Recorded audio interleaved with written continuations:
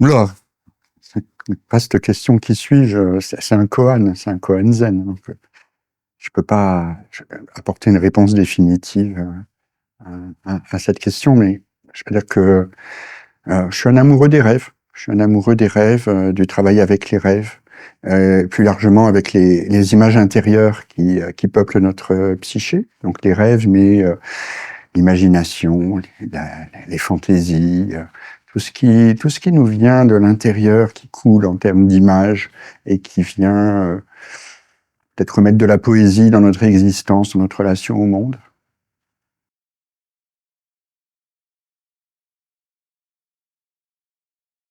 Mon parcours, je suis tombé dans les rêves assez tôt. À l'adolescence, j'ai senti qu'il y avait quelque chose de vraiment important pour moi là. Ça venait peut-être compenser une éducation un peu scientifique, tout ce genre de choses. Et je me suis passionné assez tôt pour le travail de Carl Jung, psychologue suisse.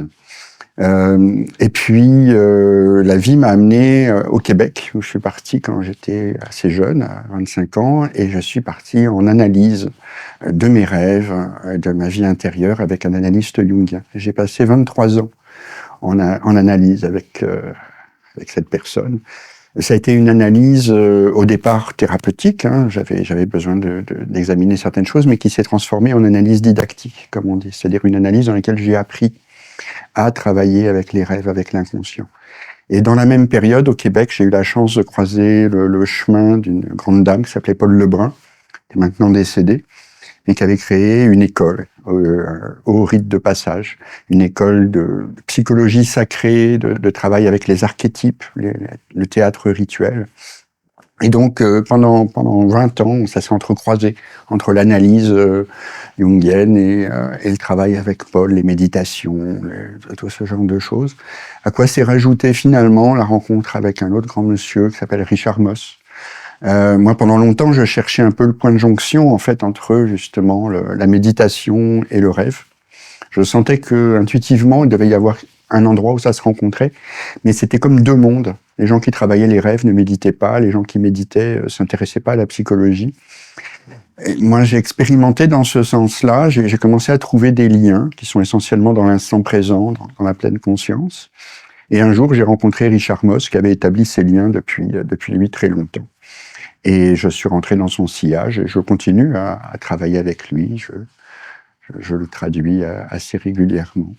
Voilà, ce serait un peu l'essentiel de mon parcours, avec le fait que, à partir de 2013, j'ai créé un blog sur lequel j'ai envoyé, posté peut-être 150 articles sur le rêve, sur la méditation, et comme j'aime bien dire, sur la beauté de vivre, parce que c'est ça qui me paraît essentiel.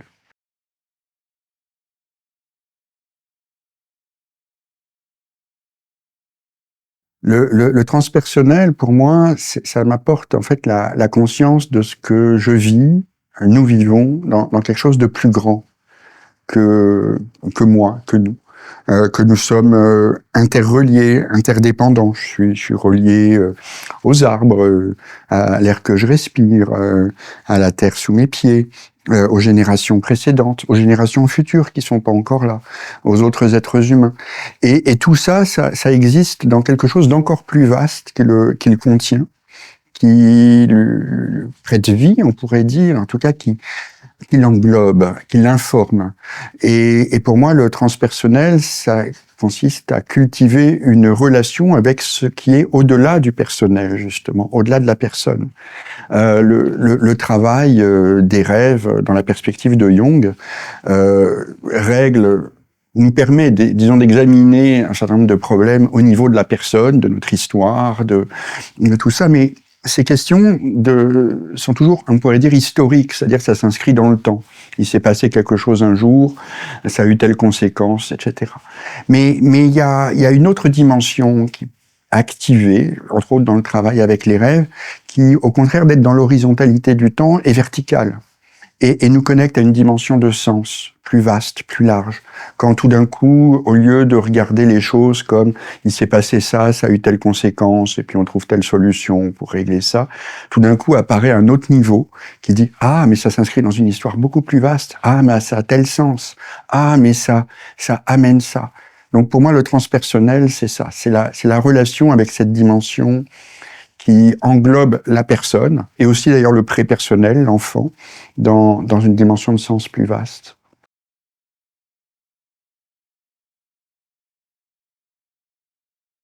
Donc j'ai le privilège de présenter un peu les fondamentaux de Jung, de la psychologie des profondeurs de Jung, au Césum, au travers d'un cours qui s'intitule Mythe, archétype, synchronicité et individuation, et où déjà juste à travers le titre, on voit que ça couvre large.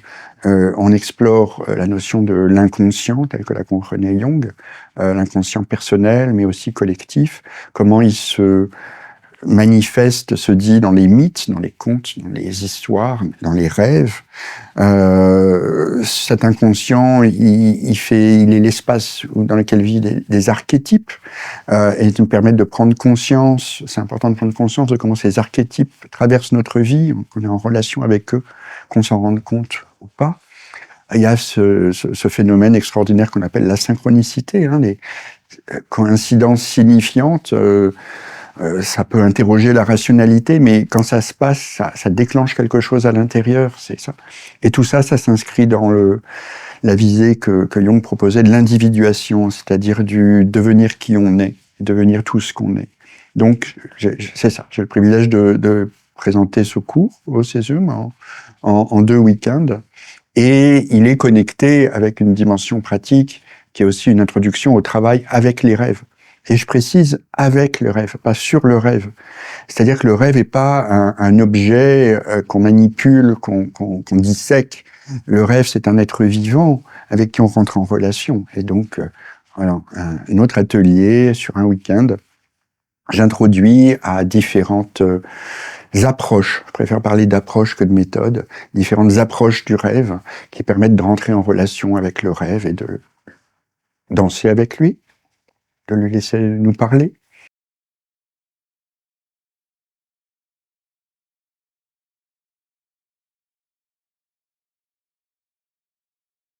Je parlerai de l'importance justement de se relier à ce plus grand, que Carl Jung appelait le lumineux, le soi, le transpersonnel. On est dans une période où peut-être beaucoup d'entre nous sommes désorientés par ce que nous voyons, cherchons un peu la lumière, une direction. Et c'est vraiment une période qui nous appelle à nous retourner vers l'intérieur, pour trouver une dimension de sens, pour trouver notre place dans la vie, dans le monde, dans l'univers. Et je crois qu'aujourd'hui, c'est vraiment salvateur de s'enraciner dans une relation avec ce plus grand, avec avec tout ce qui nous environne et au-delà. Voilà, c'est le sens de mon travail, c'est aussi ce que j'ai le plaisir de trouver au Césum, de constater que d'autres personnes travaillent dans le même sens.